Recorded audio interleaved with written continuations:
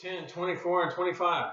And let us consider one another to provoke unto love and to good works, not forsaking the assembling of ourselves together, as the manner of some is, but exhorting one another, and so much more as ye see the day approaching. What possible day could he be talking about? Let's look at a possibility.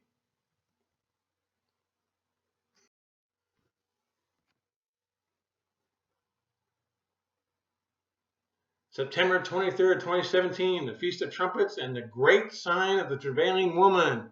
This is a possibility. According to the scriptures, God created the sun, moon, and stars to separate the day and the night, serve as both a calendar for our day-to-day activities and as signals, markers for the divine promise. They would also be used to assist the Jews to know when to observe their appointed feasts, which served as dress rehearsals for the fulfillment of the divine promise. The sun, moon, and stars are to perpetually tell the gospel narrative until all of the divine promises are fulfilled. What you are about to see is a small portion of the thousands of presentations of the divine promise that have occurred from the beginning and continue even now. As the planets move, they in essence connect the dots in each constellation, revealing parts of the divine promise. Every original constellation plays a part. The climax will occur on September 23rd, 2017. Except a man be born again, he cannot see the kingdom of heaven. John 3:3. Mars and Virgo, the maiden, 39A2 BC. We will watch Mars as it passes through in and around the birth canal of the Virgin, the maiden. In our demonstrations here, we are using the Babylonian imagery, not the Greek imagery. Notice how the moon passes by the star in the right hand or the left hand of the Virgin. That's the seed of the woman, that star is. Jupiter and Virgo, the maiden, 3974 BC. Again, you'll see Jupiter passing in and around the birthing area of the Virgin, the maiden. Notice how the moon is moving. It's no longer passing right by the seed. It's now moving towards the center of the Virgin. This is a process. This process is watched over many years. There are thousands of demonstrations like this over the years, over the centuries and millennia. Look how far back in time we are. We're in 3973 BC.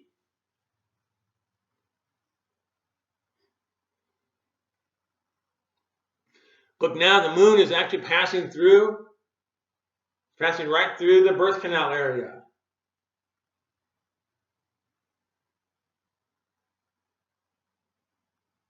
Saturn and Virgo, the maiden, 3969 through 68 BC.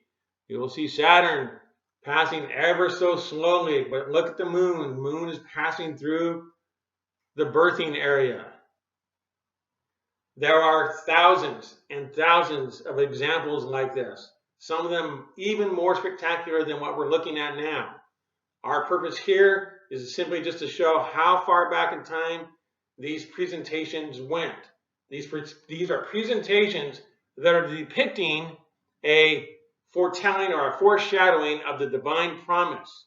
Every constellation has its place. Every constellation does its part.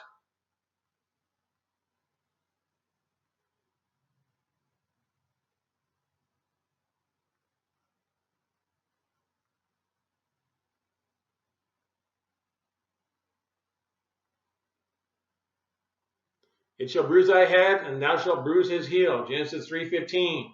In the ancient world, the scorpion was a symbol of death. By taking the sting out of death, the head of the enemy is crushed. 1 Corinthians 15:55. Here we have a big scene. Everybody plays a part. The dual-natured warrior, the snake wrestler, the virgin on the right, the scorpion, the head of the scorpion, the seed of the woman, Antares against the ram, the heart of the scorpion, Sept, the raised tail,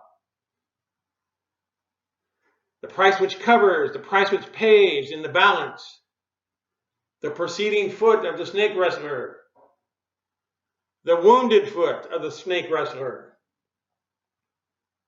the path of Venus into the arrow, into the heel, and out the back heel, right over Antares. The path of Jupiter from the head to the balance, to the bow, to the foot.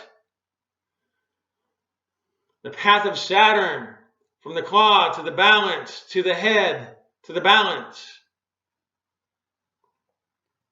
Watch as Venus comes in from the top of the screen. They'll pass right over Antares, the heart of the scorpion, against the ram. It'll go into the arrow. From the arrow, it'll go to the preceding heel, the heel of the preceding foot. And then out the back of the heel that gets wounded. Look at Jupiter. Jupiter goes straight into the head of the scorpion, right on top of the star known as the head. Jupiter is going to move to the center of the balance, and Saturn is going to be moving into the part of the balance that is known as the price deficient. The heart, weight, and the balances and are found wanting. Still notice the moon passing through every 29.5 days.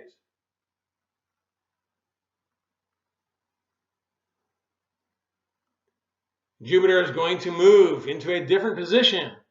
It is going to move into the position of the bow of the archer. It will move from the bow of the archer and into the position of the wounded foot. Saturn's going to pass over the top of the head of the scorpion.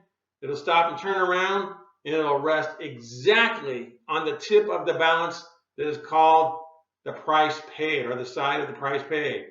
Hence indicating by receiving the wound in the foot, the price is paid.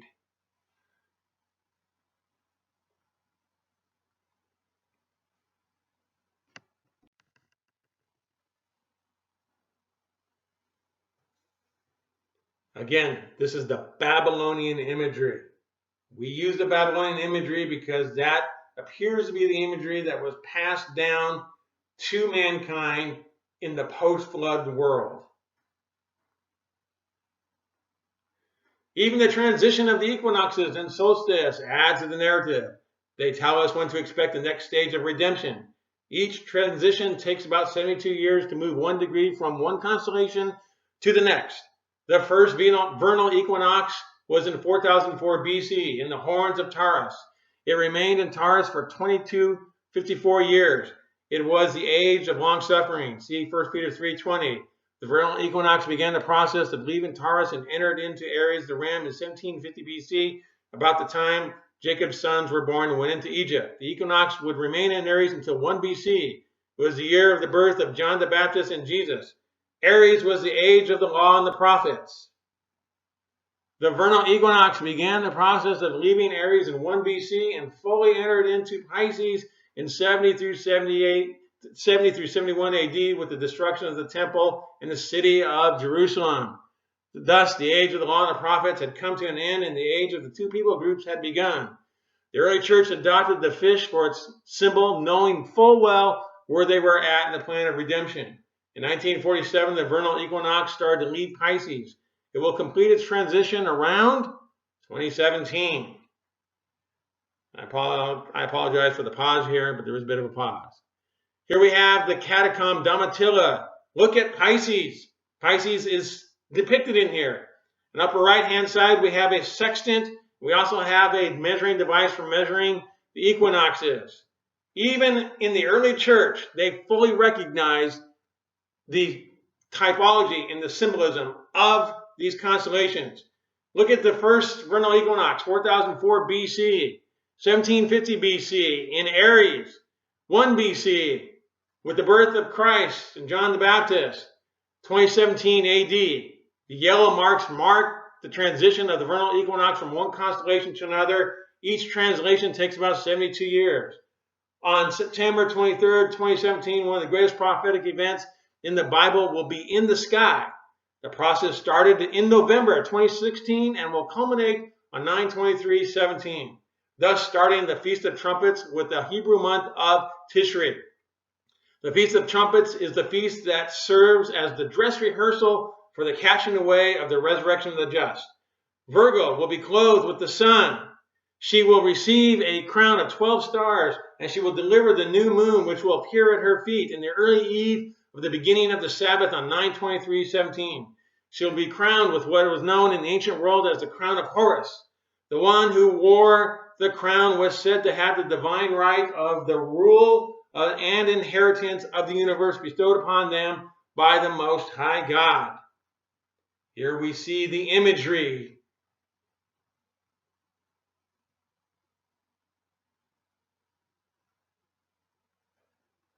Sorry for the delay. Here we see the woman. She has received her crown. I want you to notice, look at the crown on top of her head. It is the crown of Horus. There are many depictions of this. The obvious questions to ask is, will the rapture occur on 9/23/17? And how do we reconcile the above information with the statements of Jesus that no man knows the day or the hour? The language of the feast of Israel is found all throughout the prophetic narrative, for the feasts serve as our hermeneutic for the first and second advents. Each advent is announced and confirmed by signs in the sun, moon, and stars. For the answers to the above and many other questions, please consider reading the short book in the below link. It is free and easy to read, but powerful in what it asserts. The same link will be provided below this video. Again, and let us consider one another to provoke unto love and the good works, not forsaking the assembling of ourselves together. Okay, and here we have a copy of the book. Thank you for your time. Have a good day.